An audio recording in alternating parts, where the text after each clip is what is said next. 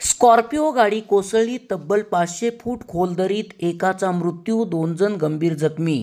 स्कॉर्पिओत 7 जणांचा समावेश. छत्रपती शिवेंद्रराजे रेस्क्यू टीमच्या कार्यकर्त्यांच्या वतीने मदत कार्याला वेग. घटनास्थळावरून मिळालेल्या माहितीनुसार सातारा येवतेश्वर येथील गणेश खिंडीत स्कॉर्पिओ गाडी तब्बल 500 फूट खोल दरीत कोसळली. चिखलगावतावर स्केट करताना हा अपघात झाला. या स्कॉर्पिओ गाडीत 7 जणांचा समावेश होता. यामधील एकाचा मृत्यू झाला असून 2 जण गंभीर जखमी झाले आहेत. सायंकाळी 5च्या सुमारास ही घटना घडली. यामध्ये कोरेगाव तालुक्यातील चिमणगाव येथील रहिवाशांचा समावेश आहे.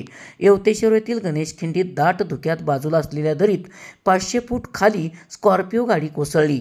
सध्या छत्रपती शिवेंद्रराजे रेस्क्यू टीमचे आदित्य पवार, चंद्रसेन पवार, सिद्धार्थ गायकवाड तसेच टीमचे कार्यकर्ते घटनास्थळी पोहोचले असून मदत कार्याला सुरुवात झाली आहे.